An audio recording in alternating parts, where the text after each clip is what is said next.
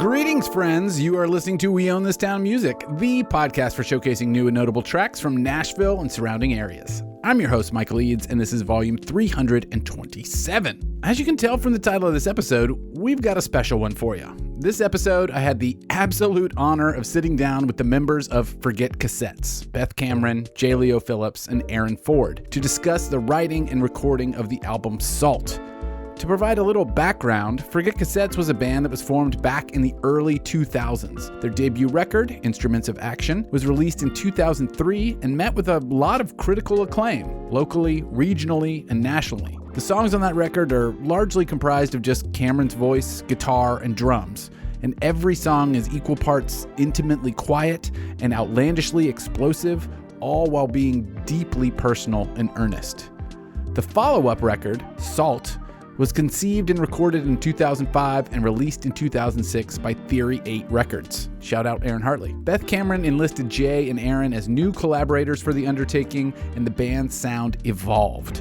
It was no less intimately quiet, no less outlandishly explosive, and still every bit as personal and earnest, but there was something magically more to it. They recorded the album with Jeremy Ferguson, shout out Jeremy, at Alex the Great Studios, and continued to receive well-deserved praise. So why did I choose to talk to these three about a record that came out in 2006?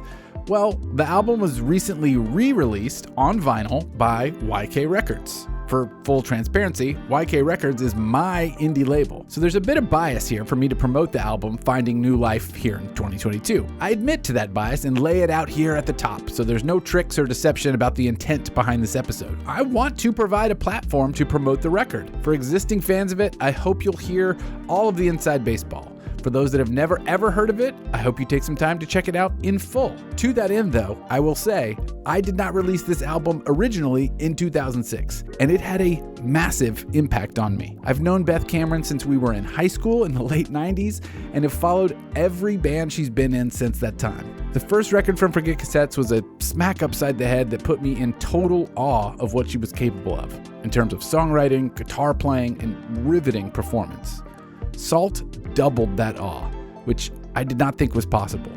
The record is an unbelievably great piece of work from start to finish, and I've loved it for 16 years. I've always hoped that this show, We Own This Town Music, could be a bit of a historical document for the Nashville music scene. That's generally achieved by playing new music releases from a variety of artists. But I'm enjoying this expansion into deep dives into important, impactful, interesting, and intriguing records. I'm going to waive the rest of my typical jibber-jabber here at the top and just go straight into our in-depth, track-by-track conversation about Salt. Enjoy. All right, I'm joined today by members of Forget Cassettes. I have Beth Cameron with me. Hello, Beth. Hello. I have J. Phillips. Hello. And I have Aaron Ford. Hello. Hi, good folks. I believe you're just commonly referred to as Ford. Is that right? That's true. Too many Aarons in the world. Too many Aarons. Especially during the period of this record being made. Yeah. So we've come together today to talk about this new reissue of your second record, Salt, originally released in 2006 by Theory 8 Records. Shout out to Aaron Hartley for putting this out originally. Hartley. I love this record. It was extremely influential for me at the time, and I wanted to bring you all together and talk about each track of this record. But before we get into each track of the record, I wanted to know how Forget Cassettes 2, this is the second official lineup of the band, how this came together. Beth, how did you bring Jay and Ford into your realm for this? Do you have any recollection, or were they just kind of in your orbit already? Well, Ford and I had played together in Fair Verona. He was one of the drummers in Fair Verona. Yep. For the longest, I think. Sneaky. Jay and I knew each other from playing shows around. Yeah. Our bands had played shows together. Yeah, we were on the scene, you know. Yeah. Was there any awkward invitations like, hey, will you play with me on this record? Will you try this out? I'm sure. Or were they asking you to play on the record? I don't remember how it went down exactly, but I do remember being really excited to do it. Like when you offered it up, I was like, oh, of course, no invitation. Well, I disbanded the first version of Forget Cassettes and went to college and wasn't sure that I was gonna keep playing music, and then just continued to write songs. And then Yeah, what did that process look like, the songwriting process? Were you were in school and you're writing these things, are you setting aside time to write music, or were you just sort of like struck by epiphanies where you're like, okay, this is how I'm expressing myself. This is pouring out of me. Yeah, probably both. I mean, in those days, having nil responsibilities, I played and wrote all the time. Yeah. So Do you start with like melody and or lyrics, like music or words, or is it kind of a combination of both? I write music, and I am constantly writing lyrics down, and then I will just fit lyrics to the music. Nice. And come up with a melody. You don't have like a Rivers Cuomo style spreadsheet of just phrases that you like, and then you squeeze them into a thing. Have you ever heard about this? No. Oh, yeah. The way he writes is really weird and mechanical, it seems like. There's a podcast called Song Exploder. The show itself is fascinating. They take a song and they break it down into its disparate parts, including lyrics, and say, like, how did you do this? How did this song come about, etc.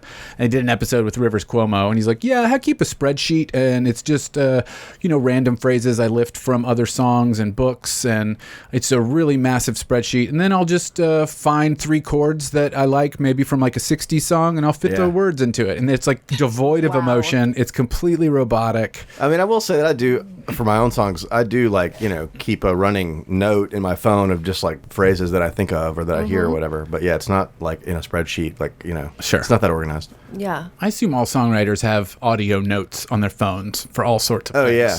Yeah, the voice memo app is like indispensable for me. Yes, absolutely. Yeah, I have a huge box of journals that I've kept over my musical career dating back from high school, and I was going through them today to try to get some material from the Salt era, and it's just random lyrics, to-do lists, and like accounting of tours. Yeah. And now all of that lives on my phone. Right.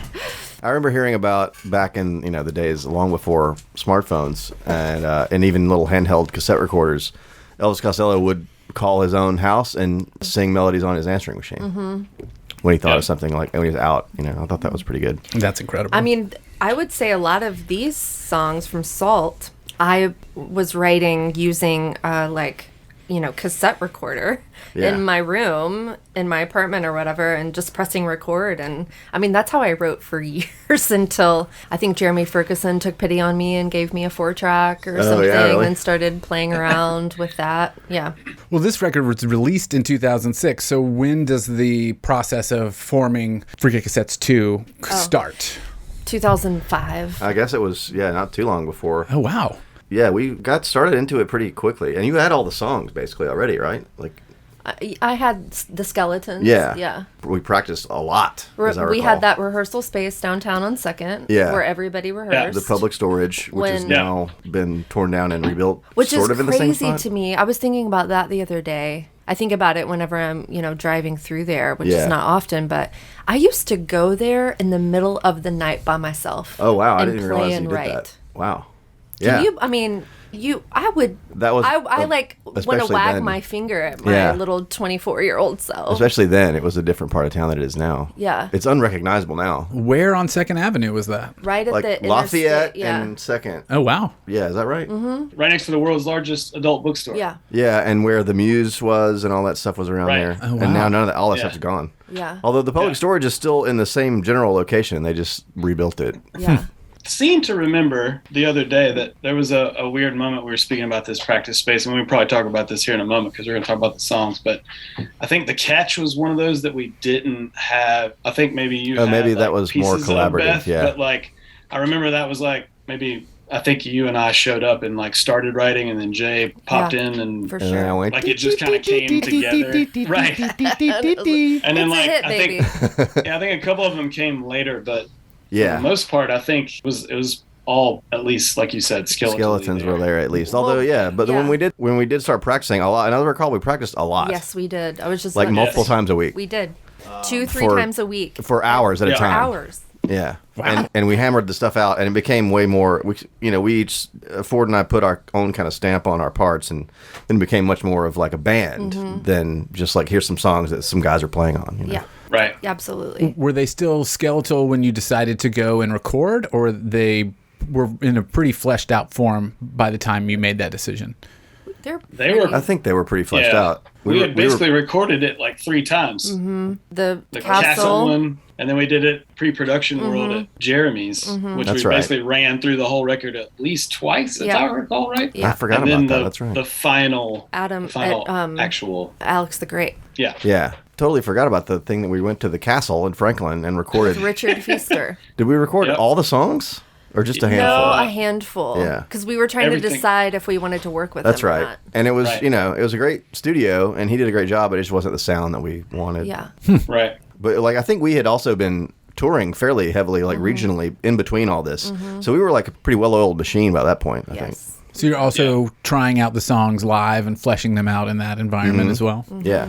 Yeah. They had all been road tested, I believe. Road tested. Yeah. I had no idea. I had no idea that you were practicing that much and fleshing them out live. Oh, yeah. By the was like time we our got whole to lives. Alex the Great to actually track, we were just... It was quick. I mean, Yeah. a lot of the songs on this record are first, second takes. That is Live insane. in a room together. Yeah, it was Yeah. extremely smooth. Like, Yeah. it was the easiest recording experience I've ever had in my life, and probably ever will Absolutely. have. We had so much fun. This making is this the record. complete opposite of my assumptions. Oh, yeah? 100% opposite of You my thought it was assumptions. like some kind of Fleetwood Mac stuff going on? Well, not the drama within the studio, but like the album is so layered and textured, and there's so much to hear from like everyone's parts. Like you can listen to it multiple times and be like, "Oh, wow, listen to that." Listen, Yeah. you can extract a bunch of different pieces from it. That does not come easily. Like making that sort of deep texture But for it an did album. for us. No, for real though. Like, I feel like it was just kind of we banged out the parts like live for the most part, right? The basic Except for tracks, vocals. yeah. Yep. And then we just started like looking around the studio, like, what else can we put on this? You did Yeah. piano and Rhodes I did a overdubs. Yeah, they had I a did real some guitar overdubs. and and then vocals. various other things on a few songs. Like there was I put a little bit of Hammond organ on one song. Yep. Those prayer bowls, Oh, the prayer Prayer which bowl. we bowls are start on the there. album out with. That was Ferguson's idea. Yeah. And they There's a bunch of killer. like bowed cymbals Yes. and Yeah. bowed Oh, yeah. vibes. Yeah. And we threw silverware on the floor. Yeah, there's a Yeah. photo of that happening somewhere that I've seen of me and Jeremy dumping drawers of forks and knives onto the floor to Yeah. make this crash sound that happens in. Is it in Venison? When does I that think it's happen? my maraschino. Maybe so. Yeah. That was not conceived of prior to being in the studio. No, right? no. Yeah, so that was the sort of like using the studio part of the process. Because we were there a week, Yeah, week and a half. I think it was just Yeah, I a think week. we had 10 days. Maybe 10 right? days. 10 days. And because we banged all the basics out so quickly, we had time. So we Yeah. just started experimenting. Amazing. Yeah. It was really fun. Yeah. As a non-musician, I'm going to ask a really ignorant question, but was it strange for you, Beth, to kind of dive into this with bass and like having, historically had not had bass in Forget Cassettes as a two-piece. Now you're having this much more fleshed out, sort of evolved sound. Was that any different for you? Were you like, I'd been in Fair Verona, we had bass. So it was Well, fine. now I'm remembering when we were going to do two guitars. And we That's tried right. that for and a we while. did. Well, and there are two guitars on a couple songs. Yeah. Nicholas. The ones that were older, Yeah. mostly. I was, going between guitar and Rhodes because the Forget Cassettes has to have Rhodes. Sure. I don't remember how it came about, but I was just think like, we I'm going to just- try bass yeah. on this. I think it just was Yeah. like, let's try it. Yeah. And we liked it. So Sure. I kept doing it. And most of the newer songs for this record have bass. And you had played bass in prior bands or no? I'm trying to remember what my bass experience was at that point. I don't really think I had a lot. Yeah. But I took to it. I feel like and I really liked playing bass, so I ended up playing a lot. Yeah. And I had this. It was a seafoam green Thunderbird bass, Epiphone Thunderbird bass that I had gotten from Daniel Sharon, who was in some other bands that I Whole played with. Fantastic World, Whole right? Fantastic World. Yep. That's right. I don't remember how I ended up with that from him in the chaos of our lives. Yeah, you end up with, in your 20s. Right. But anyway, yeah, and I had that bass, and I was just like, I like playing this thing. I'm going to play it more. For my own personal insight, what other bands were you in between Fair Verona and Forget Cassettes? I had an instrumental band called the Sincerity Guild. Oh, yeah. Which was also That's right. on Theory 8. We put out a record with Mr. Hartley. Yep, I remember that. Yeah, and we all the bands, Forget Cassettes version 1 and Apollo Up, and we had all shared stages and knew each other Yeah. prior. From even going back to like the Murfreesboro Red Rose days, I think is where I Right. knew Ford from. Yeah, it was kind of a mad dash of a scene in a way. It's like you could play as many shows as you could play in a week if you wanted to at a point. And Hartley was running, like, booking at what was Lucy's originally. IndieNet. At IndieNet. Yeah. Yes. And then, and then, like, basically, I remember, like, I think his first week, he was like, Ford, I've got a band that can't make it, or we need an opener. Are you guys ready? And this was within, like, I think about a week or month, maybe, of us, the Sincerity Guild, playing shows. And we just started playing as many as he would give us there, basically. So Well, became this weird house band. Yeah. Yeah, that was my main thing between Fair Verona and Forget Cassettes. I recall it. I recall it very specifically. Yeah. Yeah. That's great. I also remember IndieNet streaming shows on the internet. That was the whole bit, right? It was Yeah. IndieNet because it was like a new thing. Like, But I don't think I ever saw any of the result of the didn't streaming. work. but how could it work? It was like Real Player in 2004. or Nobody had something. like everybody had dial up. Yeah. Yeah. Good on him though. For Yeah. But Trying I to- never saw the result of the streaming. I don't know if it ever worked. pretty great though. But Great yeah. idea. And, Yeah. and it should not go without mentioning that Beth also played in the Sincerity Guild. I did for a minute. Yeah. I didn't realize A that. hot minute. At least, I think 3 or 4 shows, maybe? Huh. I don't know. Love Maybe it. more. Yeah, yeah. Loved it. Okay, so you go to Alex the Great to record this record. They're pretty fleshed out. You've got a great idea of the most of them. I'm assuming they are not recorded in the order that they end up on the record. Obviously, it's not generally how it goes.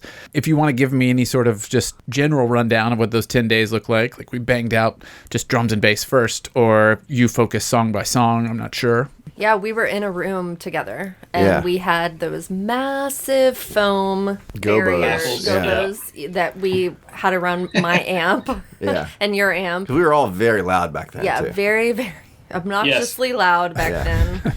And Alex the Great has a pretty big tracking room, so Yeah. we were all in there together, basically just running our set. Yeah. I think we just Yeah. kind of banged it out, all three in a room. Yeah. And Probably then- over 2 days. Yeah. Maybe It didn't. 3. I mean, I don't recall any difficulties with that Yeah. at all. It was Yeah. very quick and Yeah. smooth. Yeah. Yeah. If I remember, too, I think Ferguson was like, I remember I played a bunch of, like, percussion parts in the middle of other parts. So I was always, like, arms flying around and sticks going everywhere and picking up maracas and playing them Yeah. in the middle of stuff and all this. And I remember I was like, we're going to overdub all that, right? And Ferguson's like, no, Yeah. you're going to play that just like you do it. We Yeah. did So not all- play to a click. No, No, we didn't no play to the click. click. And all of the, like, maraca parts, like in My Maraschino, all that stuff is, like, Live. Yeah. You I were was doing switching that in Yeah. the moment. the same Yeah, way yeah. you did live. Yeah. Yeah. Like, I remember the rough mixes. I think you can even hear me, like, turn the snares on and Yeah, off yeah. occasionally, and there's, like, squeaks and It's all great. that. Like, yeah. Love it. Wow, that is wild. That is a incredible way to record this record. We were very, we were just very connected. We were back then. super connected and focused also. Yeah. Like we were, and this was before any of us had gotten discouraged about being Cynical. about making music and making it or whatever. And we were just like laser focused on getting this record done. Yeah. I feel like. Before we get too deep into the tracks, I want to remind everybody that we almost lost this record. Oh yeah. Oh, do tell. Oh, that's right. How so? I don't remember exactly what happened, but the hard drive failed. So we Yeah. did. This was my first record that I did not go to tape at all. It was all Pro Tools, right? We didn't go I to thought tape. we we went to tape and then dumped it into Pro Tools. Did we? I Sorry. thought. Yeah. Okay. I don't Well, there remember. was a point when everything got onto the hard drive and we lost that hard Yeah, drive. Jeremy had dumped everything down. I think from tape to Pro Tools, and it was Right. all on one of those LaCie, Oh, yeah. those big back when they were big, you know. And he had taken it home. I think he mixed some of it at home, and in the process of mixing, the hard drive failed. Yeah, solid state drives did not exist. Yeah, no, this was a Yeah. He had. I remember him 5400 RPM or whatever hard drive. taking yeah. the trying to find a new chassis for it. Yeah. Like, went to the Apple Yeah. store and Yeah. it was very touch and go. We couldn't record for a day. We were, Yeah. and everybody was kind of on pins and needles. And Yeah. and as I recall, it ended up being a problem with just the power supply of the hard drive, and the drive Right. itself was fine. Like the data on it was fine. So after he transported that into the new chassis with the new power supply, it came right back up. So it was like, whew, we were all sweating bullets for a minute. Yeah, I bet. It was like everything had been recorded. No, I think all the basic tracks have Yeah. been done. We But had it some- was still, like that we had was- just spent. those are the performances Right. you don't want to Yeah. lose. And that was like, that was all the budget was Alex the Great, tracking at Alex the Right. Great. So that would have been the whole budget blown. Yeah. Yeah. Wow. Yeah. Wild. Well, I'm glad you didn't lose it. That's great. Yeah. All right, well, let's get into each track then. Let's see what you remember about each of these. Let's start at the top with Venison.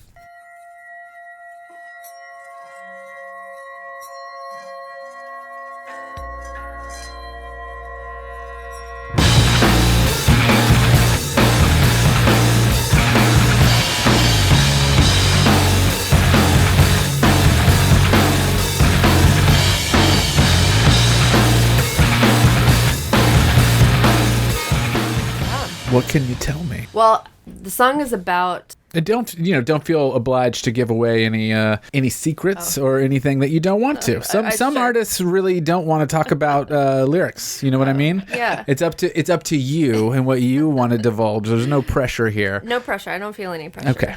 This song is about dead deer, and I was taken aback being on tour in the Northeast and seeing so many dead deer on the side of the interstate, and I wrote a song about it. It's right there in the title. That's right. Yeah. It's when you listen to it with that in mind, it's like, oh, well, of course. Like, that's what it's about. But it does work on more levels than that, I think. Well, sure. Yeah. Sure. Yeah. What about musically? What do you Yeah. recall about this? God, love this song. So this one was one that you had been playing in the previous incarnation of Forget Cassettes, Oh, right? Yes. right. So, Yeah. like, I think Ford and I, like, were aware of this song already. Yeah. Oh, yeah. Definitely. Oh, yeah. This song to me has acts. It has like 3 acts in it, 4 acts Yeah. in it. Yeah, I don't know. I don't know what else to say about it. I think, well, I can say that I think this is one that, well, no, that's not right. I was going to say that I play bass on this one. You do play bass on this one, and Rhodes and Wurlitzer and trumpet. Oh, yeah, there's a Recording- little bit of trumpet at the very end. Yeah. I think for me, I remember because we did know this song prior, trying to legitimately trying to coax every bit of because it's so loud and then it's so quiet. Like coax every little skosh of that out of it that I could possibly get. And I had spent this insane amount of time nerding out on my cymbals for the year and a half prior to this, and I had this set that was finally exactly how I wanted them to sound, and when it comes in even on this song, every time I hear it, I'm like, God, that was a good choice. Yeah. Really nailed it. The cymbals are very important to Forget Cassettes in retrospect. Right. It seems like the because cymbals are a big part of it.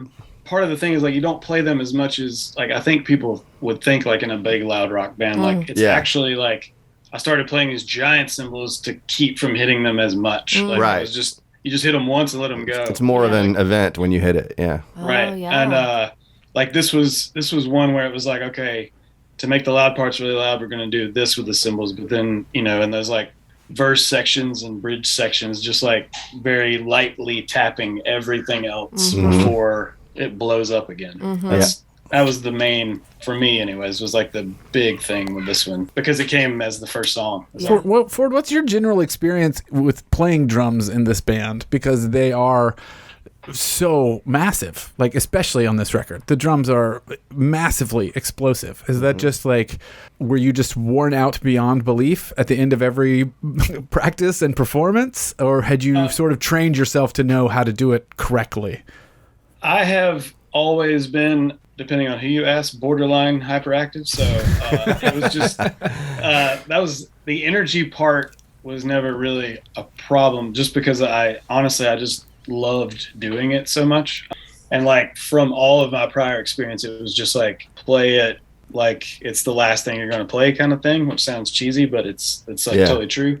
And I think knowing you're going from this 2-piece band to this 3-piece band, you're still going to have to inhabit all that space that the drums inhabited when there was just 2 people. But you also have to remember that you have another instrument to work with To there, make room and for, you got to figure out how to make it work. And like I said, I had at that point nerded out over kind of my sound. I really spent all this super nerdy time getting these drums. This drum set that I had for this record was exactly the thing that I wanted, and it was way smaller than anybody ever would think that it was. It was like this tiny, like basically a jazz drum kit that I tracked with.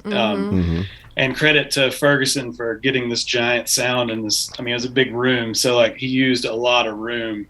But there's also like on the kick drum, there was a lot of muffling, which was not my normal thing. Like I usually had everything wide open, and he like shoved pillows. And, Yeah. I mean, I thought, I don't know about that. But then I hear it, and it's like, oh yeah, that sounds great. Recording engineer after all. It's true. It's true. So it was definitely, in the studio too, you're trying to control some of that. Like, yes, you want to get across all that energy, but you also can't like break everything 5 minutes in. Yeah, there's always going to be some level of sort of artificiality to being in the studio because it's just such an unnatural environment. Right. Beth, I think I want to ask the same sort of question of you because vocally there's a lot of explosive and almost it feels like emotionally draining performances here. Even with Venison, the end of the track is just like it feels like you're just bottoming out with your expression there. How hard? I don't know. I don't know if I have a question there other than just like what's that like? Yeah, what's that like? Yeah, I don't know. Venison is like my Zeppelin moment for me, guitar wise, and I feel like I'm in Zeppelin when I play Venison. I guess I am gonna kind of mimic what Ford said, and back then, especially like when I was making, when we were like making this record and all the like personal stuff I was going through, it wasn't hard to muster that emotion. It wasn't far away from me ever. It was always very close by, so it wasn't hard. But I do remember when we were tracking vocals that Jeremy Ferguson and I were trying some. We like really tried to make it like really we just were doing all these weird things to try to get these performances out of me, Well, it worked. Yeah. I think Ford and I were like playing ping pong while all that was going on. Oh yeah, the ping pong There was table. a ping pong table there. Yeah. You guys had a tournament going. Yeah. That's a dunzo if that's in the room. I'm not getting anything done. Yep. a tournament of two is a heck of a competition. Well, there were some other people, some other hangers-on. People come in and out, right? Some groupies. Yeah, that's right. I think Todd Kemp is credited on a lot of these songs as contributing something small on like almost every track or nearly every track. Is that at Alex the Great? Mm-hmm. Okay. Yeah, he came by and did some random orchestral drum stuff, bowed cymbals a couple times maybe. Some of the bowing things were him, for sure. It'll be like castanets. I'm like, okay, cool. He came in and did some castanets. Yeah. Good. Yeah. Yeah. Well, because we knew he was he was like the only sort of academic percussion guy that we knew and still know. Still, sure. I'm concerned. Yeah. So it's like if you want some kind of weird, art music percussion thing, you call Todd Kemp. Yeah. It worked great. All right, we'll move on. I'm gonna butcher this song title, and I played it on this show on a previous episode, and was like, well, screwed that one up. But here we go. Quiero Quires.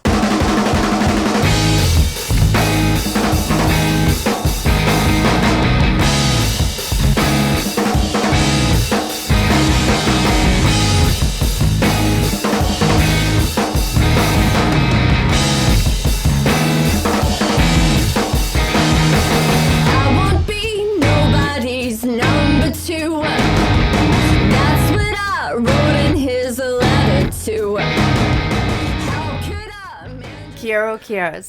Okay, you say it again. Quiero Quires. All right, what do you remember about this? Anything come to mind? One of the weirdest drum parts I think I've ever written in a weird, like, all the ways that the things link up and hook up. Like, still sometimes when I hear it, I'm like, did I really mean to link all that up? And it's like, yes, I absolutely did. Right. I can't recall like it being like a process of like figuring out, oh, here's where Jay's stops are and here's where Beth's parts are. It's just like it just kind of happened. Yeah. I think that's kind of true of all this songs. When we were spending all that time practicing together, we kind of discovered that we had some good chemistry and we didn't really have to think about this stuff a lot. It just kind of happened. Yeah, right. As you start getting on the same wavelength, and you're like, we should stop here or just do it naturally. And, it all just felt really natural. Yeah, and this was definitely like probably the most straightforward Forget Cassette song, for sure. Yeah. I don't... It comes out of the gate just barreling. It is... Yeah. I don't remember anything about writing it, or honestly. Yeah, I don't remember a ton I think it's about it. fair, y'all, to give that as an answer. It is 2022 right now. We're talking about something you did in 2005. So, Yeah. Well, I think probably because it is so straightforward, I bet we wrote it and finished it very quickly. I think that sounds right to me. Yeah. Yeah, I don't remember. Yeah. I don't remember spending a lot of time on it. Mm-hmm. I think it Yeah, just I came feel out. I feel like we did things to it live later because we had Oh yeah. we'd kind of lived with it for a little Yes. bit, but I don't think we were ever really changed that much of that song. Like it just kind of was. Yeah. It kind of came out fully fleshed and. Well, and I think, and Beth, I think always was pretty. You were always pretty sure what you wanted. Like it was not a lot of, at least as I recall, with all these songs Right. when we were working them out.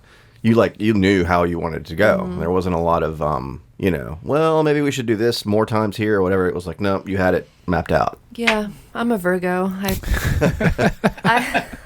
I usually had visions for Yeah. things for sure. well, this one has some great lyrics on it. I always love the "My heart stopped and now it beats fast for you." It catches me every time. Hits me.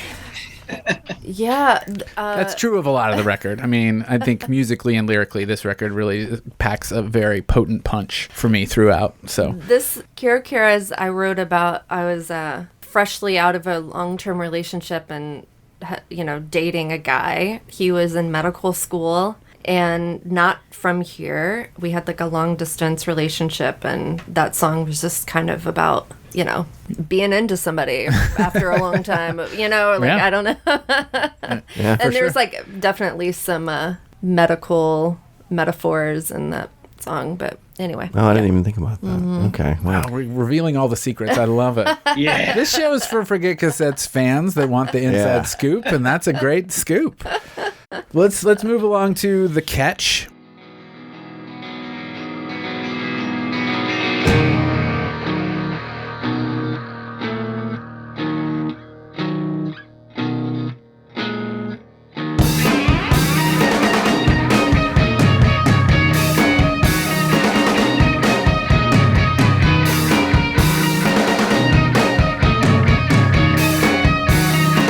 Meet my new friends. One of them boxer, two are senators, three lion tamers, all pretty faces. Together we'll save the world from desperation and dismay.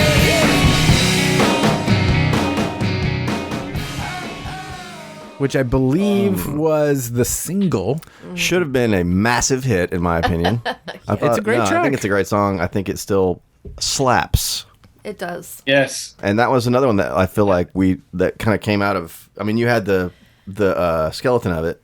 I remember that song I did not know what to do with. And Okay. I basically brought you guys parts. And I Yeah. was like, here are some parts. I don't know how they fit together. And again, that song to me has acts in it, And we were really, Right.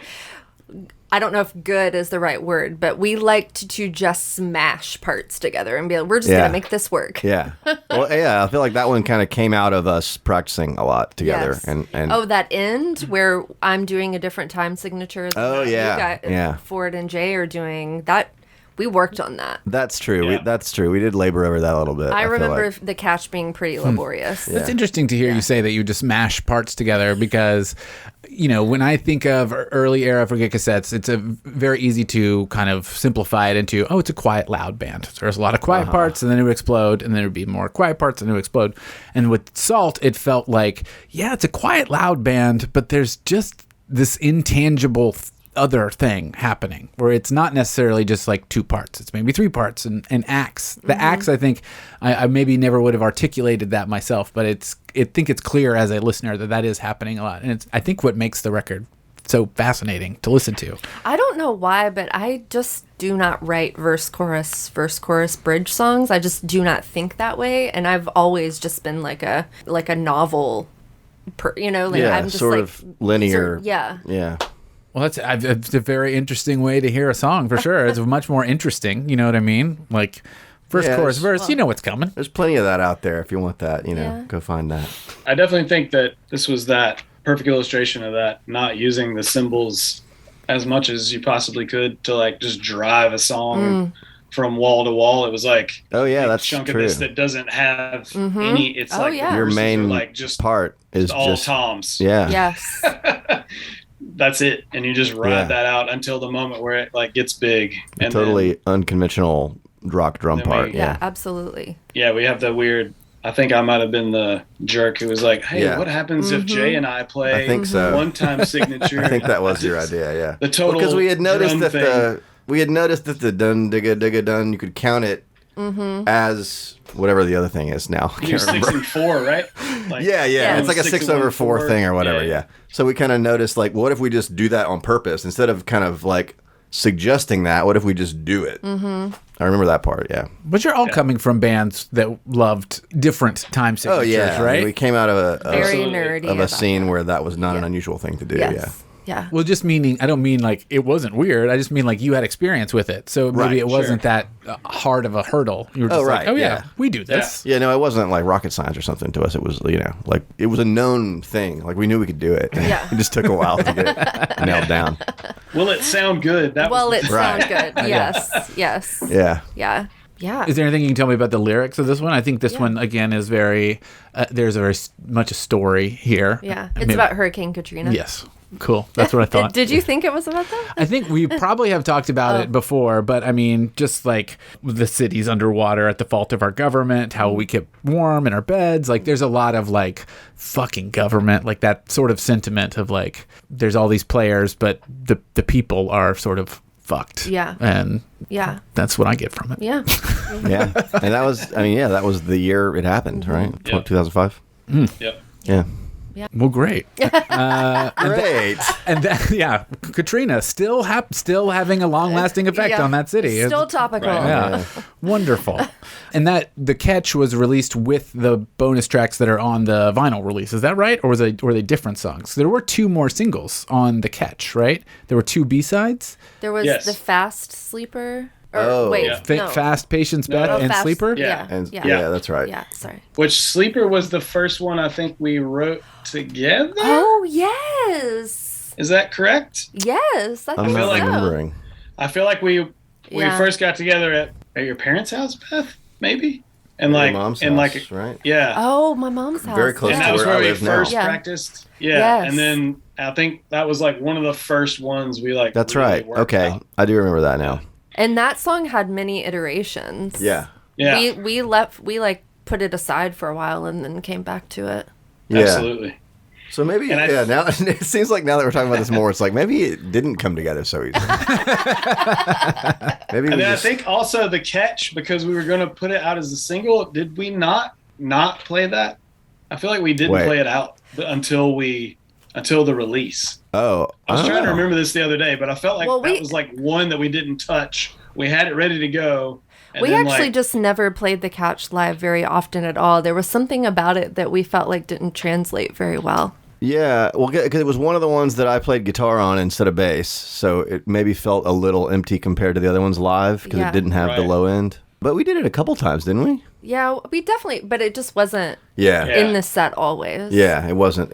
You couldn't count on it being in there. Yeah. Couldn't count on it. Couldn't count on it. Just couldn't. And we edited it for the single too. It's Yeah, there's a Yeah. single edit Yeah. that doesn't. Yeah, Mm-hmm. that's Intro why is because we shorter, were like, surely this is going to be the breakout song, so we'll do a single, like a radio edit, basically. Mm-hmm. Right. yeah. I got a tweet from Hartley the other day that was saying like something about sending CDs to listening stations at record yeah. stores and stuff, and how Yeah. he hated having to pay for, that sort of promo marketing. Right. And it's funny to think about now in Yeah. 2022, like, oh, a record store Yeah. with a listening, A listening station. but it station. worked Yeah. though. Right. That was the thing. Like Sure. I feel like those days you paid for shit like that and it actually worked. Yeah, you actually because sold you some actually got it in records. front of somebody. Yeah. and they were looking at it. Yeah. and you knew they were looking at And it. they're like, oh, I'll just buy this. You know? Yeah. Which is just unfathomable. Can't think about that. Like, Yeah. I go into a record store, I'm like, oh, this is on the end cap. I'll pick this up. Right. Like, no one would do that now. I know. It's wild. It's sad. You're like, I will put 'cause, this in my yeah, queue. I think to the listen average, to later. yeah, the average music listener doesn't go to a record store anymore. Period. Right? I Right. mean, they just Sure. stream everything, and And that's when you end up with the new style payola, where you can Spotify will give you less of a cut of your already minuscule cut in exchange for putting you in certain playlists. Yep. Sure enough. Payola. Oh, Spotify. Okay, let's move along to Nicholas.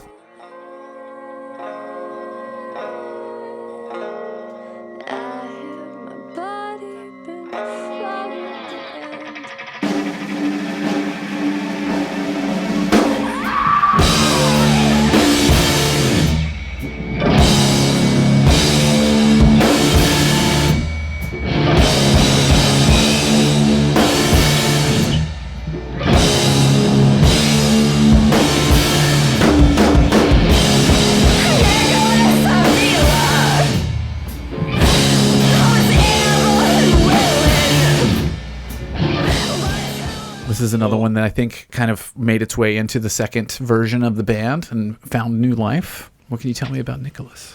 Yeah, Nicholas, gosh. Yeah, I had that one a long time. I mean, I think it was just, I wasn't willing to let it go. So I was like, we need to figure out how to work this up. I mean, it was definitely, I remember seeing you guys play it in the first incarnation of the band, and like it really stood out to me then too. Yeah. So I was really excited to play on it. Oh, I mean, when it kicks in at the end, it's like fucking great. Yeah, it's a huge catharsis. Yeah. This is another one I remember from Mom's basement.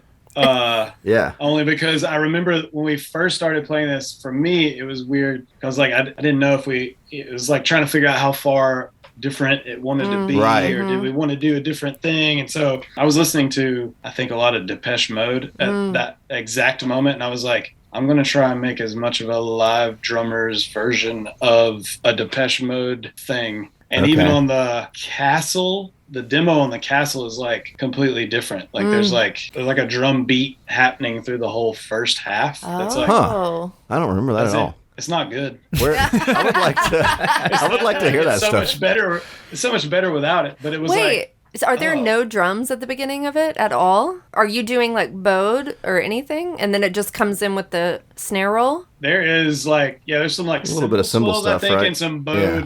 Bowed. But that's it. But there's no beat until that snare roll hits. Yeah. And that's the moment where it's classic.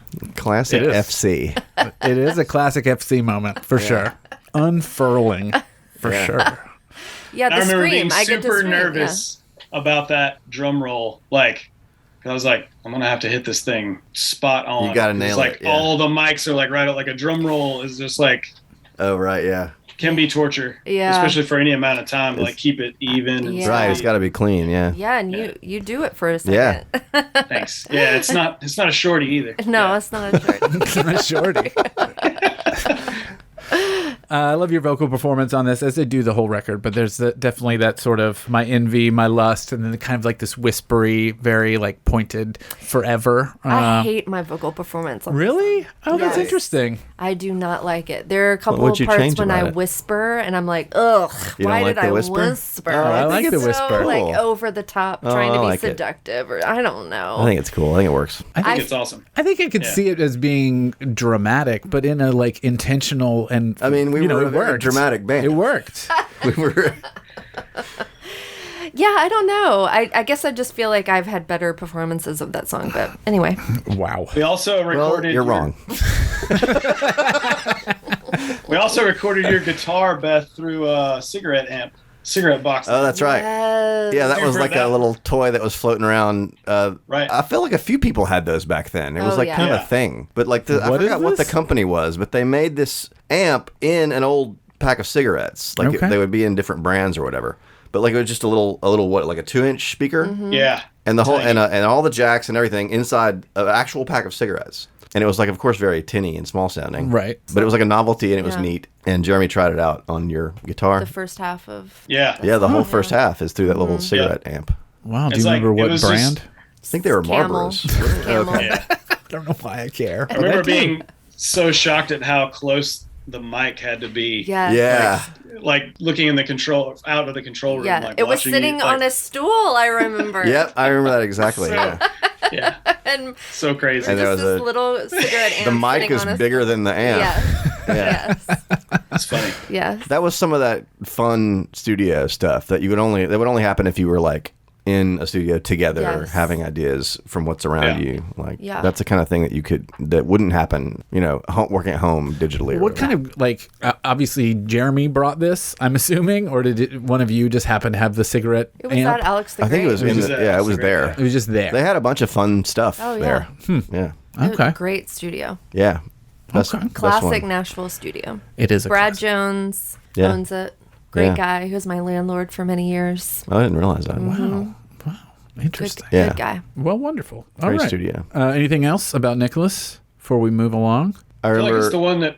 Oh, go. I was just gonna say, I remember I was very into a lot of delay on my guitar at that time, and so that was the one where I really went nuts with the delay. Yes, you did go nuts with Yeah. the delay on that. It's very saturated and like very long and multiple repeat What delays. do you feel about it now? I think it's cool. Yeah, I feel like I was You don't feel it's fairly dated, like, tasteful with it. yeah. I might have. I don't know. I mean, of course, I would play it differently if I wrote it now, but no, I think it was cool. I like it. Yeah, same. I'll just say PJ Harvey has a song called Catherine that, as a listener, Nicholas is singing to Catherine. And so I wrote Nicholas as Catherine singing to Oh, wow. Nicholas. Okay, yeah. Yes, that is what. So this is like a It's a response song response to song. a PJ Harvey song. Yeah.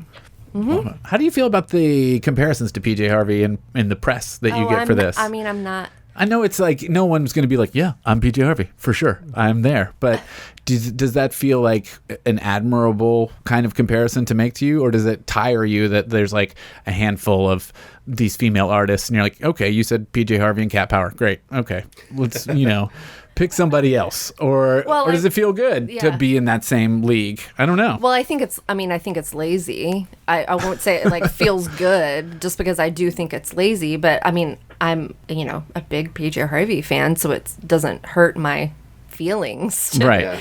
But yeah, yeah. Well, sure. As someone who has written many a music review in his life, it's very lazy to be like, you know what you would like if you like this? Right. PJ Harvey. Yeah. Like, Yeah. that's what I'll compare it to. But it's also just like a way to give listeners some sort of context sure. of I what get they're why getting they into. do it. Yeah. But it is lazy. Instead of just describing the music, you have to like compare it to someone else. Right. Yeah, I guess I don't think that you would listen to Forget Cassettes and think that it's influenced by her necessarily, but I think you would maybe. think it was influenced, but I don't think you'd be like, they're doing a PJ Harvey thing. It doesn't sound like PJ Harvey. Yeah. Just in the same way that like L7 or Bikini Kill or all of Riot Girl as a genre may have influenced you, but I wouldn't call it straight Riot Girl. Yeah. It's just like it's kind of in the DNA somewhere in there. Sure. But Yeah. maybe you disagree and you're seething with my comparison currently. No, obviously all those bands were massive influences on me as a young lady. Sure. So it would be deft of me to, not agree with that. So I always just find that interesting from the artist's perspective, how they take that. Yeah. So I got you in the room. Thought I'd ask. I also have one bit of Nicholas trivia. Yeah. yes. For anybody listening who wants to take a journey in a rabbit hole. The very end, I guess the coda, if you will, where we like bring everything back into the big rock and roll ending. As I remember, that was a completely spur of the moment. Like we had kind of ended and then like noises kept going. And I remember like, now I got to do things because we later worked it into like the live version of the song, did that organically. But I feel like Maybe so, I yeah. remember, like, Are you talking we about all ended- the sounds at the end, or are you talking about bringing Right. the main riff back like, again? no, just the sounds at the very Oh, end. yeah. Like, at the very, very end, like Yes. it kind of swells back Yes. up. That was just like we ended and it Yeah. was just kind of hanging out. And it was like, oh, we got to keep Yeah. doing things because And we we, had didn't that know what was we had going that on. chemistry, and so we were just like, yeah, this is what we're doing. Yeah. In Yeah, the yeah. studio. Yeah. Yeah. Lovely. Just kind of happened. We kept it. Lovely. Yeah, it would be interesting to hear the other versions we did, because it was always very different Yeah. at the end. Right. Yeah, do you have those other versions? I don't know. I don't Ask know where Jeremy that, Ferguson. I guess he probably has them on a hard drive All somewhere. right, I will. Don't ask him, because he already went through so much trying to find Yeah. these. He did find these, and we're very thankful. So thank you, Jeremy, if you're listening to this. Thank you, Much Jeremy. appreciated. Now, I'm Maraschino. What have we got to say about this?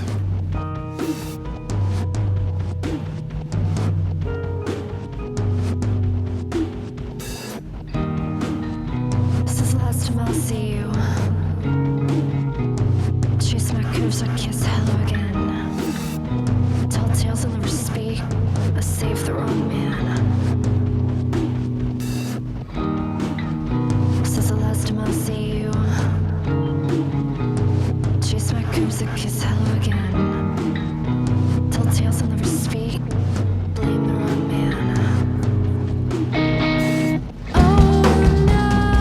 That was another old version Yeah. 1 Forget Cassettes Yeah. that we brought in, but we changed it. Yeah, I think it got rearranged quite a bit. Yeah. But I remember being I was like, okay, this is like a Rhodes song. Yes. So I'm going to play a lot of Rhodes on this. And it was very Yeah. fun. I like playing the Rhodes. I can't believe we hauled that thing all over the country. A real Rhodes piano. It probably weighed 150 pounds. And not only that, but we hauled my heavy ass 412 Fender cab. Yeah, and the Tone Master cab. mean- that thing was like, why was it so heavy? It was so much heavier than like any other 412 cab I've ever lifted. It was like made out of some kind of special wood, I guess. I don't know. And remember, in the rehearsal space, there was a freight elevator, but Yeah. I mean, just how many times we had to unload gear in the middle of the night or whatever onto Yeah. that freight elevator, take it down the hall into Yeah. the. And I think we might have shared that rehearsal space with someone. with like 4 bands. Did we? 'Cause we had- Wait, it was a big- the it was room a- itself? Yeah. Yeah. Or at Yeah, it least was for a a big while. old We room. Well, I do remember Yeah. Apollo Up practicing in there, I think, for a little while, but not very long. Which is Yeah, there also was- crazy because you would just leave your gear and Yeah. with other bands. And to- other people had keys to the room. Yeah. Yeah. Yeah. And nothing ever Nothing went ever missing. went missing. In fact, I remember we were all very respectful of each other's. Yeah, I think Stuff. that was just kind of how was the you had to culture. be. Yeah, it was Yeah. the culture. Yeah. Yeah. I'm sure This that one- still exists, right? That culture. I don't know feel what- like we're all sounding like old people Oh, right yeah. now. Sorry. Like back in my day, you could Oh, leave your no, equipment no. in the practice space and people wouldn't touch it. Oh no, I don't. Yeah, I don't mean it like that. I just mean it like. I don't know. I don't hear about rehearsal spaces. Yeah, I don't know like how that. kids rehearse now. Yeah. Kids, people, whoever.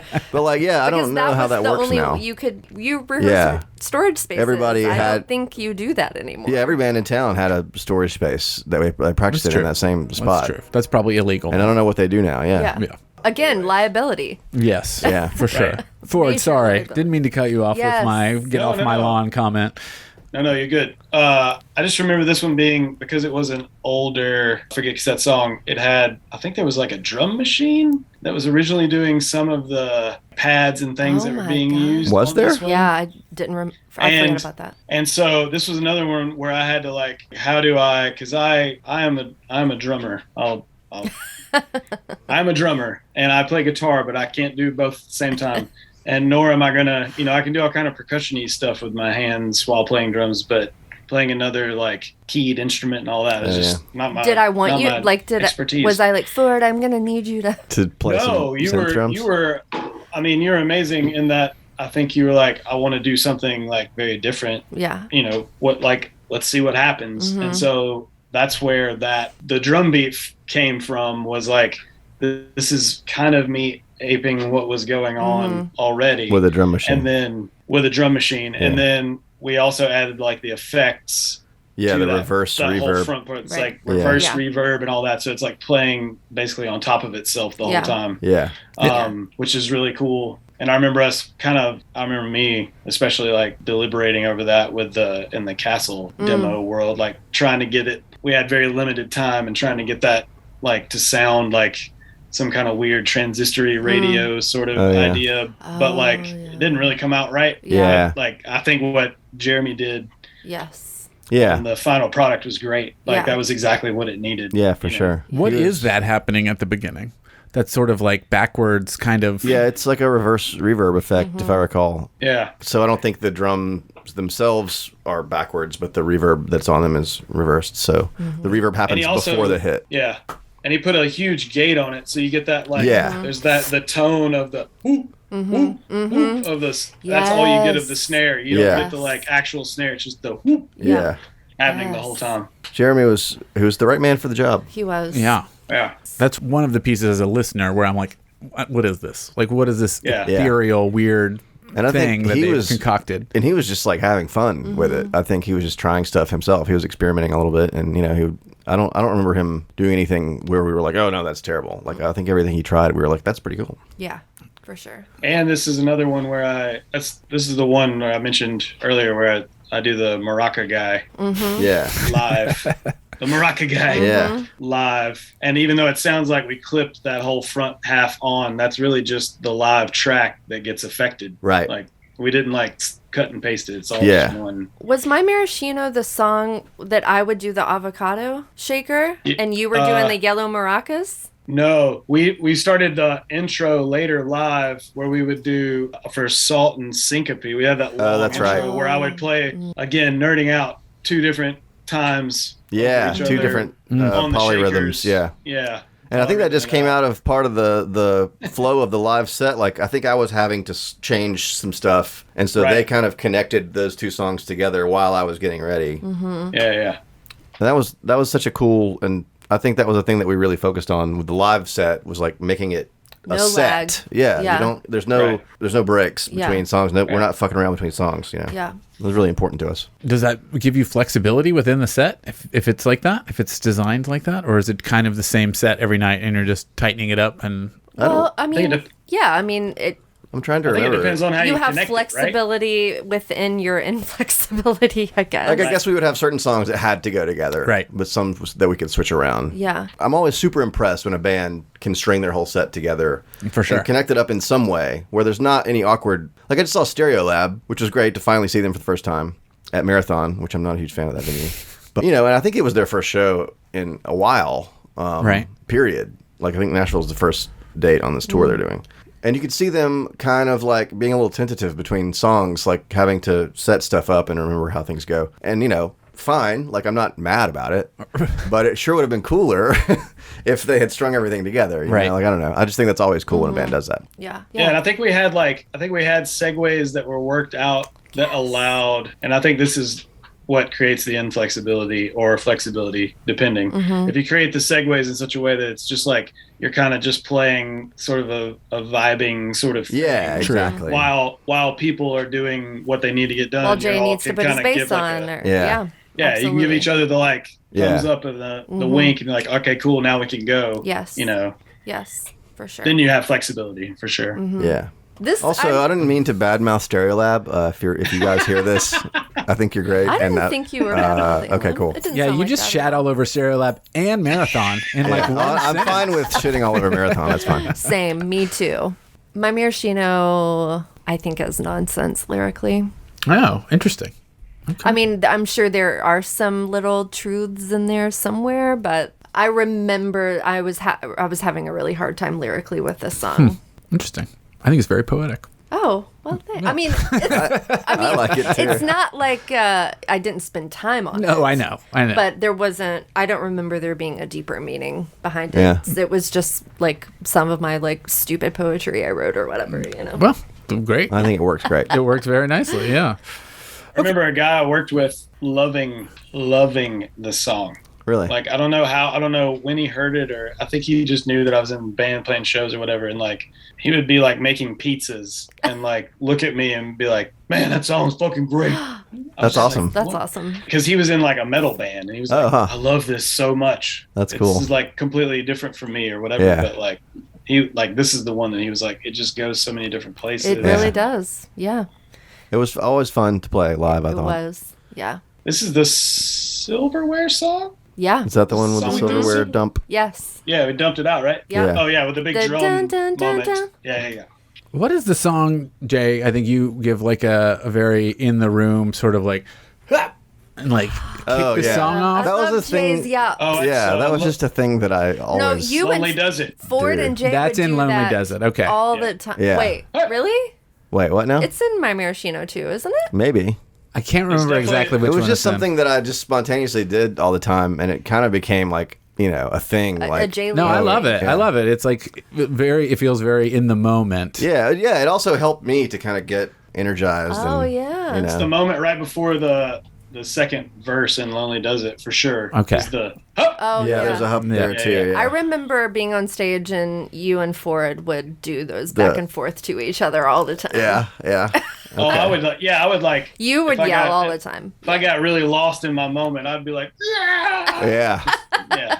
No, I think it's cool. Like, and it always makes me think of like when you hear old recordings from Oh, yeah. the 70s, 60s, and 70s when the bands were by necessity playing together in a room, and you hear them, you know, like making vocalizations and stuff, just, you know, Right. based on the emotion of the song. It's cool. It's like going to church or something, you know, like Yeah. it's just like spiritual and Yeah, you know. just get caught up in the moment, and it comes out of you, and it's great. Yeah. No, I love it. It's one of my favorite little pieces throughout the record, hearing those things.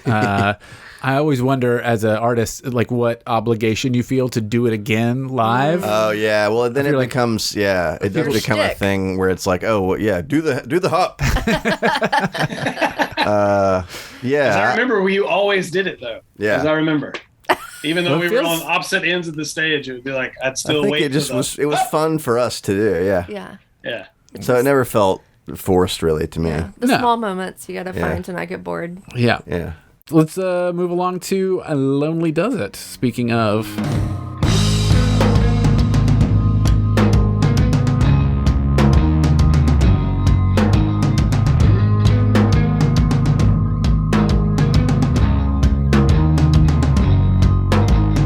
You have a name that can't be sung. Your mouth wills at confession. So down your throat another bottle. A filthy word in your stomach. What do we think? Yeah. What do we think of Lonely Does It? Great song. It is a great It's a cool song. It was fun to play. I loved hearing Yeah. this song come together. Is this one like as a band where you start? I don't know if this is the first one on the record, but it definitely feels like Jay's vocal presence is very present. Yes. Thank you. And I think it adds a you. lot, and it's I don't know. It's just it's part of the evolution of this record in my mind, where like you're bringing more people in and having these parts that, I don't know. It just feels more fleshed out and evolved. What was the decision-making process behind that, or like the writing process, recording process, where, was it just necessity, or was it like, oh, Jay's voice works great here, let's use it? I don't know. I mean, I think I wanted that like duality. He sings so low on that part, and the vision that I had was like this, inner voice. Yeah. And I wanted that to Okay. be audible. Yeah. And the big like whoa. Oh, yeah. Oh yeah, that was really fun to do. Yeah. It just is so great. Again, like really cathartic and not moment. perfect. Yeah. And sometimes like it's a little off pitch a few times, Right. but you hear it and you feel the emotion. Yeah, absolutely. Still, yeah, it really works the Yeah. way we intended it to. Yeah. I think. I remember that one as like I think we were even maybe listening to a playback of you and Jay doing the whoas together, and then You did 'em too. I was just like over in the corner like singing like whatever harmony. I was Yes. just like, Yeah. and you guys were like, You got to put that in there. Yeah. Yeah. like what is that? Let's And I get was it like, down. I don't know, and it was like just Yeah. go and do it. And I was Yes. Yeah. like, okay. Yeah. But it was again, it's not like a perfect thing because I wasn't even thinking like what interval we wanted to hit or anything. I was Right. just like, here's the note that Yeah. works. Mm-hmm. Like Yeah. drummer corner, Right. and I just ran in and did it. It was, yeah, it's such a cool part, and it felt so good to do. I feel like because we were all three of us just kind of belting, and like Right. it just felt really great. Yeah. Yeah, it was good. Yeah, and that was a song I felt like was hard for us to play live because the guitar part would get really muddy. Oh. Because Oh, it was right. like I'm palm So muting low. basically. So, yeah. Wait, were we a half step down when we played this record? Probably. I Yeah. think so. Yeah. And I play SGs. They can already get pretty muddy, and I just remember sometimes it was hard. I felt like to translate live, Yeah. Interesting. but we still played it. Yeah. Oh, yeah. I think it went okay. Yeah. For sure. If I remember right, we played this in almost every show. But Yeah. it was the one that was hard to like nail who's taking up what Yes. spot kind of. Yeah. Yeah. Because I remember there's two songs on here where this one I almost blatantly ripped off a Doug Sharin of June of 44 drum beat Ah. off of Anahata, I think their last record. There's it's not exactly the same, so before I get yelled at, it's not exactly the same. But it's relatively close. Same idea, like coming in on the one, the whole thing. Like, Yeah. But I remember like I wanted it to feel that shift, and I asked Jeremy again, like, are we gonna do this in parts? Like we'll do the without snares Tommy thing first, and then we'll record these. Like, no, you just do it Yeah. live. Just do It's it. like, Okay. Yeah. I remember like we had to like I think we finally got so annoyed by the sound of me turning the snares back on. It was like somebody was like, we probably need to turn that or cut that little snip out. Okay. Of it. Just that little squeak. Yeah. But I'm it's so there. glad I you mean, remember these things. 'Cause Yeah, I didn't remember that it's either. there. Yeah. But that was also like a nod to like there's a this is dating me. There's a Soundgarden song where they literally they did it in two parts, but like it's the same idea. It's like the front half of the song is played quiet on a small drum set, snares are off, the whole thing, and then the back half of the song comes in on like a big kit. Nice. Oh, they actually switch kits. Giant, but he actually did like two setups I see. for it. Oh. So this love was that. like sort of that idea, like here's the like weird woody tone Yeah. thing, almost like manic depression. Too. Oh, yeah. It sounds like Yes. This at the end of the song, there's like those squeals, like the squealy part, and that was my dog Humphrey. Oh yeah. Through I don't know what Jeremy did, but I guess I don't remember how we recorded him, but he just distorted the hell out of him. So that's my dog at the end of the I didn't song. even remember that. Humphrey makes a few appearances on this record, actually. Yep. Interesting. I Good also old Humpy. is this the song where I remember there being a moment where you had played a part and we were using that old Echoplex that was in the studio, and I think it was like still going, and like we had all gone to listen to like the take, and like you came back in and it like just like the sound like Oh, and it had back been up. building the whole Yes. time. Yes. Yeah. Oh, I don't remember that. I remember you being just like, what the fuck? That may have And it been. was like, yeah, it was very weird. Yeah. I think did he record Humphrey through the through walkie talkie? Yes. Oh. Yes. Yes. Now that I'm talking about Yes, this, Huh. it was. that's what it was, right? Yeah. And they like put them together for Yes, like for feedback. the feedback. Yeah. Yeah, yeah. Oh, and this is also the one that I played organ on. There was a Hammond Yes. organ in Yep. Alex the Great. Yes. But I played. It's only one note that I'm playing, but I was riding the Leslie speaker control with Yeah. the Leslie rotating speaker and like speeding up and slowing down the Leslie, so you get that effect. I did know Yeah. that. Yeah, That you'd, yeah. that's great. And the great hand claps at the end of the song too. Yeah, and the snaps. Oh, the snaps, not the Yeah, hand yeah. claps. Snaps. Yeah. That was the hardest thing to do live, was to like hold my fingers I up to the mic remember. and- Yeah. Oh yeah. That to was get always consistent. that was always a cool moment in the set. I felt like though live when we got to the snaps part. Yeah. It was like, oh, this is like Very quiet. very quiet. Yeah. Yeah.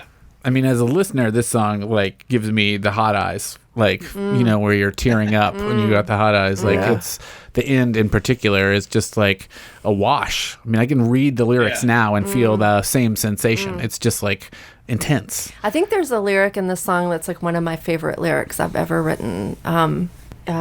Your intention was never to watch my hair grow long, or something like that. Oh yeah.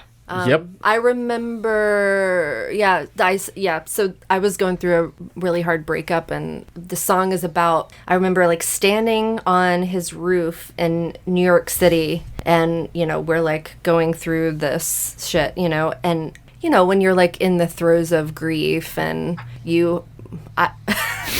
anyway, you might have thoughts of suicide, you know, just like in this, like passing through, just like, what if I jumped off the roof of this building right now? Right. And Right. that is, I can still remember thinking that and looking down at how high up I was. And that is what this song's about. It And carries that weight. Like you feel that. You know Yeah. what? This song and the next song I really can't listen to, because I feel Sure. that so Yeah. much, and it's hard to like remember what a hard place I was in. I feel like the whole back half of this record has that weight. Yeah. Like the whole Pretty record intense, is yeah. emotional and intense, but the back half of it in particular, Lonely Does It Through Tabula Rasa, is like, it's very intense. And that's a good thing. I'm sure it was hard for you. Sorry you had to go through all that. But it definitely, it feels very intense. And I think that's why people gravitate towards it, is because of like the honesty of it and, you know, the sort of rawness of it as Yeah. well. Yeah. So thanks for that. All right. Yeah, so next is Patience Beth, the reprise. I know it hurts, but good God,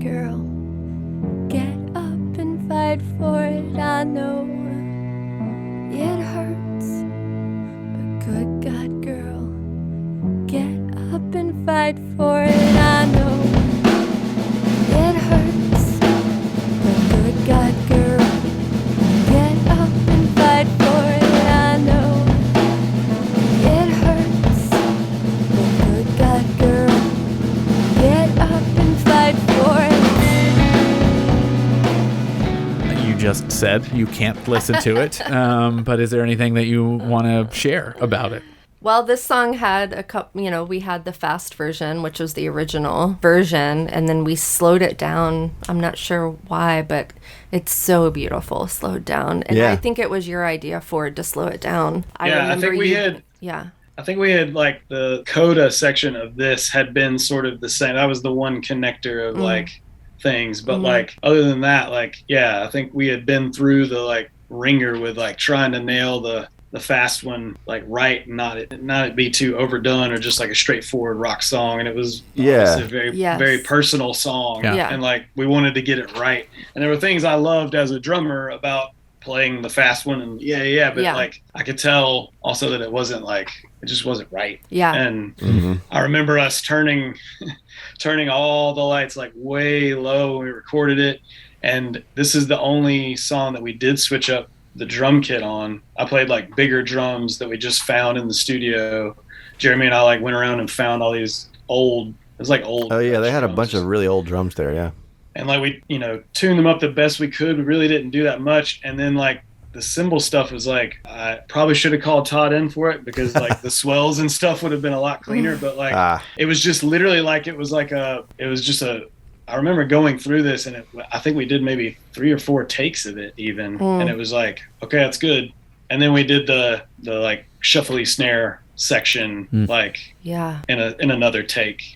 Because it was just a different. Yeah. But yeah, it was. I think it's great. I think the like audio clip and all is just like Oh yeah. gets me. Yeah. Gets me. Yeah, that sample, I don't know why I thought to do this, or how I found it really. But the audio sample is a sample from a VHS, and I remember taking it to Jeremy, and I was like, I have no idea how we're going to sample this, but I would like to. And it's of me and my sister and brother at the zoo in Baton Rouge, and we were at the lion's cage. And I remember my brother was like 4 at the time probably, and walks up to the lion's cage, and the lion just roars at him. Oh, wow. And he goes, "I'm the greatest lion." Wow. And then it's like, and then there's another sample of we're as children like jumping on the beds with each other, and it's just the laughs. Yeah. And I can't, I guess, go any further without recognizing that today is the 18th anniversary of my brother's death. Yeah. Wow. Wow. So, which is like insane. 18 years. I mean, like, And your birthday. and my birthday. Yeah. And your birthday. Yeah. Our Didn't condolences. I never for even sure. connected that until just now. Yeah, Wow. my parents refused to bury him on my birthday, so his funeral anniversary is tomorrow. But I remember, I was like, it doesn't matter. It's ruined now forever. Yeah. My birthday is now a sad 9/11 day, is kind now- of. yeah. And 9/11, but Yeah. But yeah, I'm so glad that I was able to articulate something about that event. But boy, can't listen to it. Oh, sure. Yeah. Yeah. Understandably. Understandably, for sure. I think, I won't dwell on it too long because I don't want to make you uncomfortable, but it is a refrain that I feel like everyone who listens to this record, it is deep in their core. Like this to me is a mantra of the album, Sure, yeah.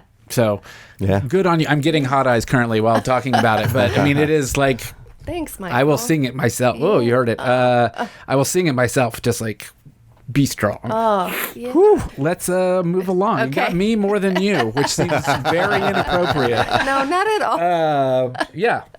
Salt and syncope, right? Did not let the curtain close. So to the front row I went, nothing but a cotton gift. And I tried to convince you, dear, I did what you've undone. You will never know to what that is. Back and forth.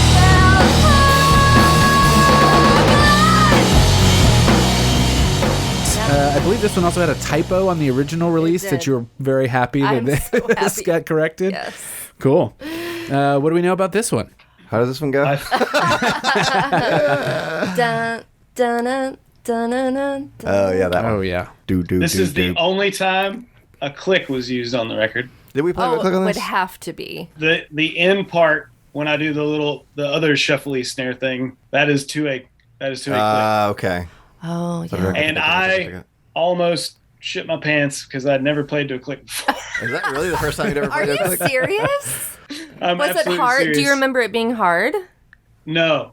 I mean, in my head, it was going to be the hardest thing I'd ever done in my life. And I But was you've played to a sweating bullets. metronome as a drummer, just learning drums, right? No? No. Oh, I mean, I Amazing. faked one a few times. Like, that's crazy, Ford.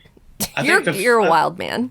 I think the first time I ever tried to play to a metronome literally was in mine and Hartley's college dorm room. I unplugged the alarm clock and played to the flash. That Oh, was wow. the closest I'd ever done. That's amazing. Because I didn't have a metronome and it Right. was broke.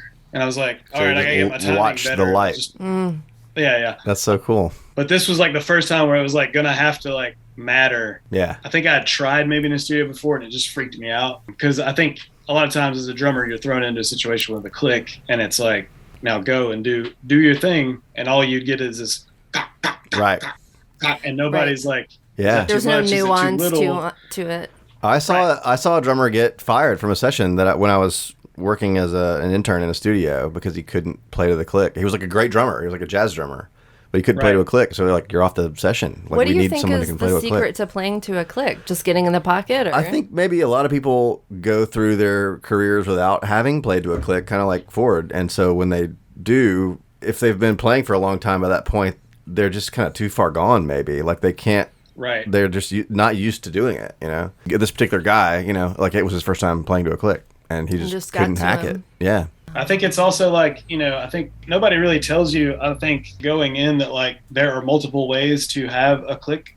Like it doesn't have to just be Sure, you can pick the sound. You can Yeah. you can make it different sounds, you can make it be different things, you can Put the accent. use it. Yeah. Yeah. use it lower in your headphones and play with your crew. It doesn't have to be like the loudest thing Right. on earth.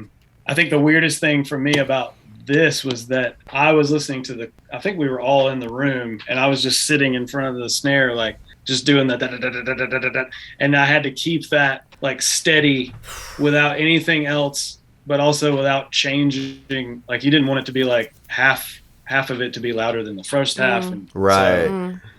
so it was weird. I remember doing it. I think we did it like 3 times or something, and it worked. Well, but that's it was like, pretty good, Ford, Yeah. for not Yeah. having played to a click. For sure. Yeah, you did So, great. I don't think any no of us one's knew. feeling bad for you right now.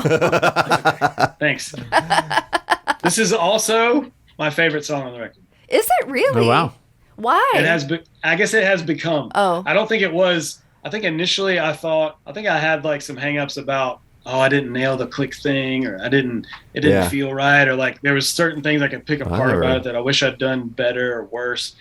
And I think the performance that's on the record is great, but I think later live we nailed some of those like those pauses Yes. Oh, that sure. are there Yeah. better than we did here, because it's like still fresh here. Maybe so. This was one of those songs that came later in the Yeah. whole process, as I remember too. Yes. But just the, like- I think it might have been the last one we wrote. I do remember it Yeah. being pretty new It when was we went to pretty the new. studio. Yeah. And then just remembering that like all those like dynamic shifts and all that stuff, I think it's great. I'm pretty sure, and I don't mean this as a call out at all, but I'm pretty sure there is a rogue kick drum hit in this song that I love. is. No, I remember us like I don't remember. I loved it. It's right when the stops happen at the end of the song when we go to the the SSA. Oh, There's yeah. one rogue kick drum. I think I know what where, you're talking where about. You didn't. Anyway, I love it. But we decided to keep it We at the decided to keep time, it. right? Yeah. Is it that one? Because I know for a fact here, I'm telling on myself already. There's one on the single in the Patience Beth fast version. There is one for sure that I I don't like. know if I've noticed that one. I tried to get Jeremy to take it out 8 million times, and I think it was almost wouldn't like a take it point out. of like, ha ha. Gotcha. But those stops But at yeah. the end of Salt and Syncope when it's just the kick and the guitar and Yeah. that's hard. Yeah. to It is not very hard. speed up and slow down and just keep it. Yeah. And I think it sounds great. Yeah, I think so too. Thanks. I think records need mistakes too. Just throwing that out Yeah. there. Like, Oh yeah. you don't want it to be so clinical that Yeah. there's Right, like sure. nothing human. In Right. there. Yeah, exactly. I like And that this stuff. is another one I think you can hear. I think another reason I love it is because you can hear the room in like some of Oh, those yeah. like big hits, and like you can even hear it in the guitar. Like if you listen to it with headphones or whatever, it's like you can hear like, oh, they're literally in that room Yeah. doing that together. Like you can hear some of the bleed. I it think was we like- probably ripped into it a little bit harder than we were Yeah, supposed maybe to. so. Right. That was just a great sounding room, also. Yeah. Because my favorite stuff that Apollo Up ever did was recorded in that same room.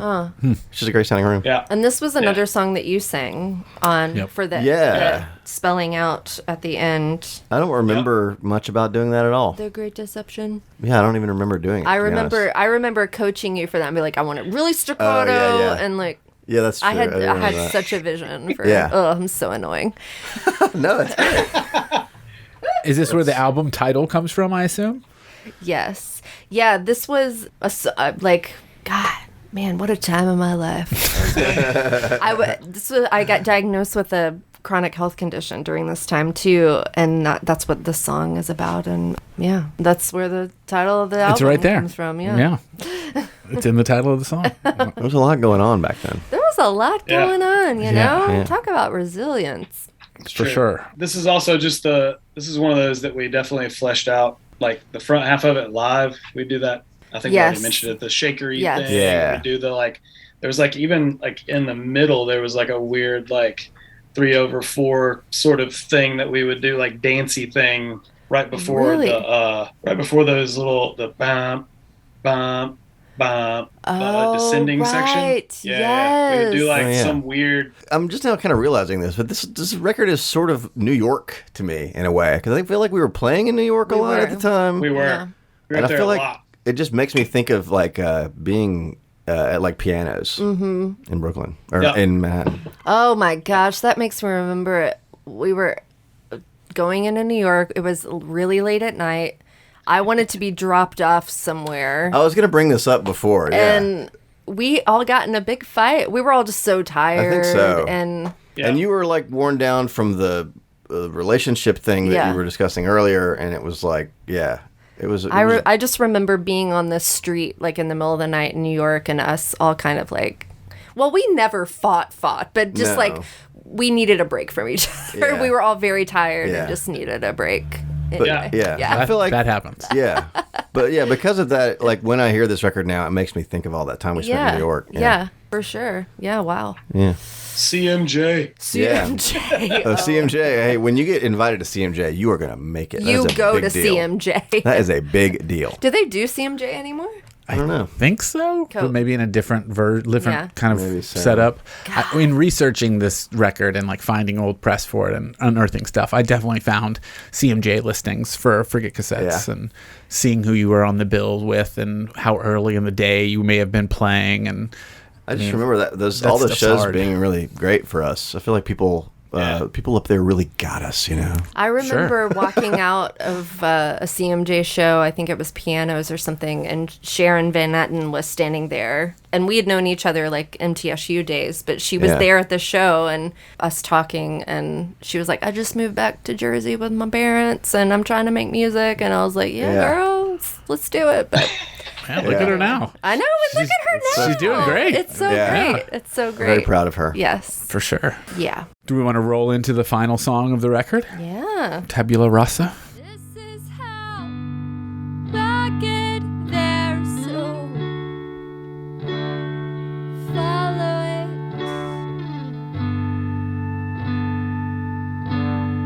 And when you think you want to look back, I see and I'm coming to just remember this story's twist. You'd prefer to risk it.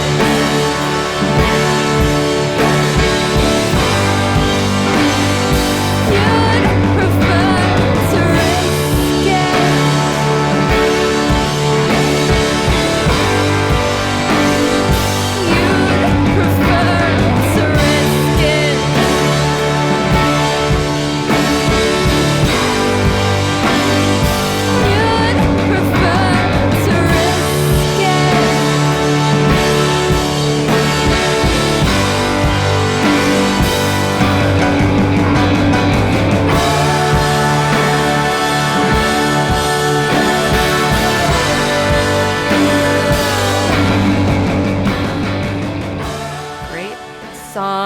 crazy tuning. We didn't talk about any of the tunings Oh, on tunings. this record. Oh, it's true. Great. Do you want to go tunings. back and tell me all the tuning? Well, we talked about how, we were tuned half step down, but this, I don't even remember the tuning for this song, which sucks. I hope I have it written down somewhere. But I wonder. played it on a Telecaster. Oh yeah, And which meant we had to take a whole other guitar on the road just for this one Oh song. man, yeah. Because I was a diehard SG girl. Well, That's still right. am a diehard SG girl, but I was like, I gotta play it on this gotta play telly the telly. that I stole from my ex-boyfriend. Uh-huh. There you go. And I mean, we were brought so much fucking gear anyway. What's more Yeah, what did it matter? Yeah. Right. the horns on this song are very important. Yeah. Yeah, I was really happy with how that turned out. I was, pretty rusty as a brass player at that point. I remember you recording these parts. Yeah. I played trombone in high school in the marching band, and then I didn't really do anything with it after that since high school. And, with a wind instrument, you have to maintain your embouchure, your muscles around your mouth to be able to play correctly. What's it called? Embouchure. Embouchure? Yeah. Never heard that word. It's amazing. Yeah, and so with wind instruments, if you don't play often, you lose that muscle tone around your lips, and it becomes very difficult to play until you get it back. So all that to say, it's really tough to just pick up a brass instrument after you haven't played it for like 10 years and play it. Not as easy as picking up a guitar or playing a piano or something, because there's like a physical component that's gone. So, I wasn't like at the top of my game by any means when I played these horn parts, but it just seemed like they belonged there. And so, yeah, I did it to the best of my ability. Do you remember how it felt doing those? Like, was it painful? Or? I mean, I do remember, like, that's the other thing, too, is that the endurance of those muscles is much lower when you haven't been playing. So, like, after about an hour of playing, you're just done. Your lips just won't do it anymore. So, That's wild. Yeah. I had no idea. That's wild. You're also excited as playing noise guitar on this track. noise guitar. Yeah. I don't remember what that would have been. Well, Probably. you in the record with that delay tail. Oh, that's right. More delay. Yeah, of course. Of course, it's more delay. Was it the line 6? Yeah, the green line 6. I forgot what the model number of that thing is, but yeah. DL4, right? DL4. That's it. DL4. I think that's right. Good memory. Yeah. Word with his memory. That thing is all over this record. Yeah. Yeah, and I played some piano, the big final notes. There was a great sounding, I think probably the best sounding piano I ever played was that baby grand that they had in Alex the Great. Do you remember what it was? I don't. I think it was like 100 years old or something, though. It was like really old. It was so good sounding. Like, it didn't sound... I really hate when recorded piano is very attacky. Like, I think when they put mics very close to the hammers, and you get that very attacky piano sound, like a big, rich, sort of booming piano sound. And that's what we got out of that piano. I was really happy with that. I remember around that time we were listening to Extraordinary Machine, John Bryan's version. Oh, of this yeah. a lot. Yep. Yeah. We were very into piano at that point. Yeah, I think so. Yeah. And I remember we were all sort of listening to the band, or at least Yeah. I know Jay and I were Yeah. a lot. So there's like, we were kind of calling on that Levon Helmish sort of feel on Yeah, the drums. that I remember kind us of kind very of talking about like Relaxed. Yeah. like seesawy sort Yes. of thing. Yeah. I also remember later live, this was one where I had pared down Cymbal World to just gigantic cymbals. The cymbal washes that you hear on the record were like even more like gigantic because it was just, I had ridiculously large. Yeah. You Still had do. incredible cymbal washes on this entire record. Yeah, There are I so agree. many Yeah, moments and that it was, I remember that was like riding that thing out live, especially it was another kind of hard, sweaty moment just because you're like, I got to keep this. It's weird. Like you Yes. don't think about keeping it in time, Right. but you Yeah. are keeping it in Yeah. time. Mm-hmm. You can't just like, I'm going to stop now. Like, Right. No, it doesn't work. Yeah. It was fun. You'd prefer a Trisket. Yeah. You'd always prefer a You'd Trisket. prefer a Trisket. Yeah, we didn't even get into all of the perversions of the lyrics that we started saying to each other over the years of playing this stuff. Well, some of those inside jokes should But, stay yeah. with you all. You don't want every- someone coming up to you and asking you about Triscuits Sure. at a show. Or Well, every something. band has road jokes that I think are only Road funny jokes. to them. Yeah. Tour jokes. The best is that half of them weren't even like, there's no story about a Trisket. No, there's not a It's just- joke there. It's just we thought Somebody it was was funny. just like, did you just say you'd prefer a Trisket? Yeah. Oh, to risk it. Yeah. Oh, got it. Yeah. Okay, well, from here on out, it's Trisket Well, for us. and so- now I only hear Trisket. Yeah. I hear Trisket. We've ruined it for everyone listening to this podcast. And what a way to end the record. Nabisco, you just come right Yeah. on. Yeah. Pay us that money. Is there anything you want to add lyrically about this particular track? I mean, you know. I always wondered if for me, it's easy to interpret like either as a like fuck you send off or like a optimistic like I'm taking a risk. Like it could be like you preferred to risk it and not be with me. See you later. Bye. I'm good. I'm strong without you. Or I prefer to risk it and go on my own. Like I'm able as a listener to just sort of take it in different ways. Yeah. And I don't know if there is an intention there or not. Oh yeah, it's definitely a fuck you send off song for sure. Yeah, I think this song I was like pretty proud of lyrically. I remember like I still hear the lyrics and they don't sound young to me. Okay. Like I hear it and I'm like, yeah, that's cool. That feels good still, you know. Yeah. I don't know if this bothers songwriters, but as a listener, sometimes I will glom onto like a single line that's meaningful to me. Like you'd prefer to risk it. Like, yeah, I should prefer to risk it. I should like embrace risk in my life and do things that I'm scared of. But in the context of the song, it does not mean that at all. It means the opposite of it. Well, no, I always took it that way too, just because the harmonic content of the song feels very optimistic to me. You know, Right, and I loved so, that. yeah. Wait, did I originally write this in a minor key and then we changed it to a major key? I don't remember. Or did I always have it in major? It sounds familiar that we changed it. Yeah. I don't remember that. But anyway, yeah, no, it's it's got this big triumphant ending. Yeah. Yeah, and it always felt really optimistic to me. Well, it is. I mean, it is optimistic. I mean, I think it's, it's one of those like closure and Sure. Yeah, It closes the record. It's a great, literally and closes it's a great the closer. record. It's a perfect closer to the record. I It think. really is a perfect closure to the record. Yeah. Sorry on the LP, I tacked 2 more songs on as a bonus. You blew it.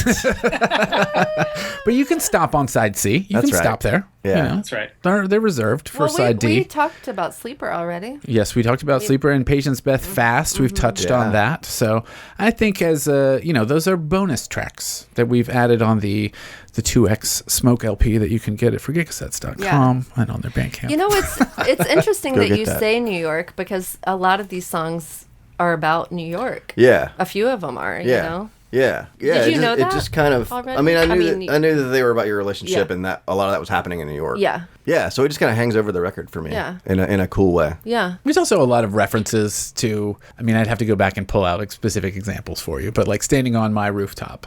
Like, I don't think as a person that grew up in the Nashville area about standing on my rooftop. Right. Like, it's very rare to be that's in a true. That's a position good where you're point. like that. And that feels very urban and very like So you're big like, city. okay, she must be talking about somewhere that's not Nashville. Yeah. Well, I mean, that might just be my own reflection of my own experience. Where I'm Yeah. like, fuck, growing up rurally, Right. way out past Page High School. Jesus, I'd never get on my rooftop. Yeah. I could never have that. So like, there's a part of that is For appealing sure. to me. Yeah, that's a good point. I mean, that's why this record hits me in the way that it does, because it talks about things that this is 2005, so like I'm living in Nashville post-college, and like I want to leave very badly, and there's all these references to things that feel much bigger than Yeah. Nashville, Yeah. and very emotional and like the real world experiences, and I've struggled for years and years. I'm really just laying it out for everyone. I'll probably cut all of Yeah, this, baby. but I struggled for a decade. Like I want to leave Nashville and never could do it, and just was too scared,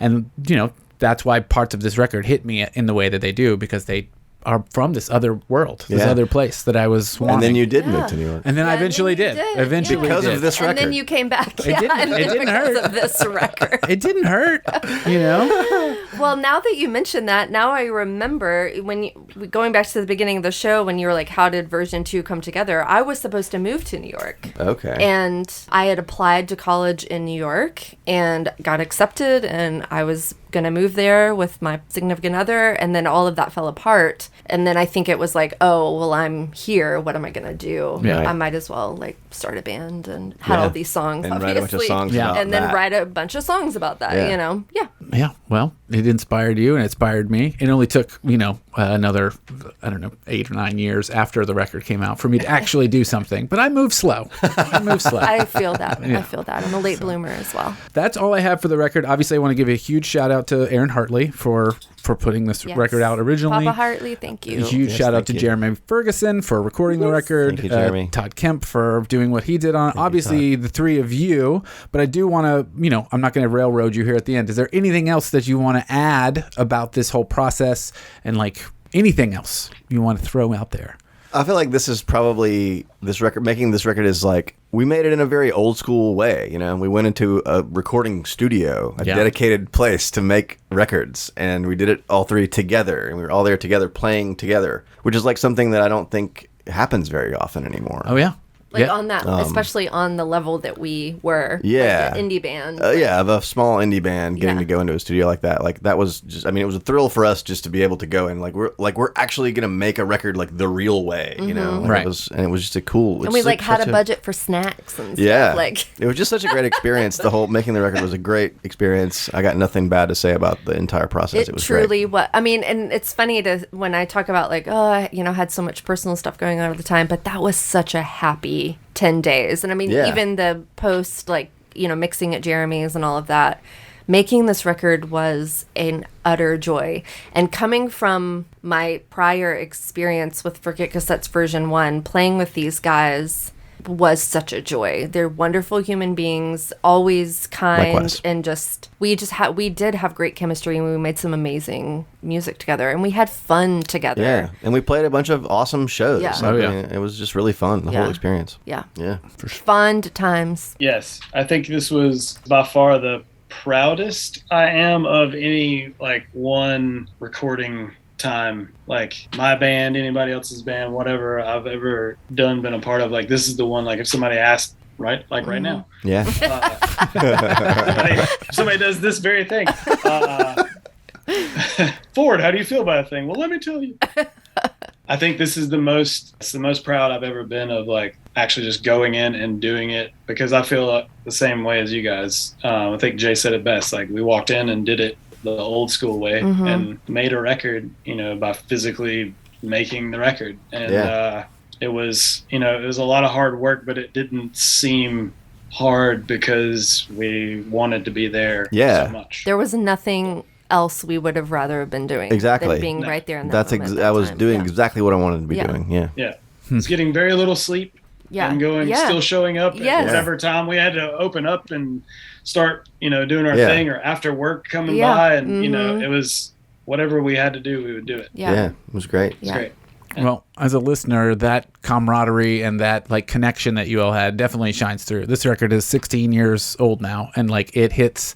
I cried 10 minutes ago. Like it hits just as hard as it did. And I don't think you can have a record like that without the connection that you guys had. So it definitely shines through and was captured phenomenally. So thank you Yeah. from all of Thank us you. fans for making it. Thank you. It's Thank you. fantastic. And John Golden's mastering. Oh, yeah. Oh, yeah. Well, and then And John Baldwin, Baldwin's yeah. mastering on the vinyl, impeccable. So Yeah, everyone involved. yeah, you know? everyone involved. Yeah. It's a first class operation all the way around. First class.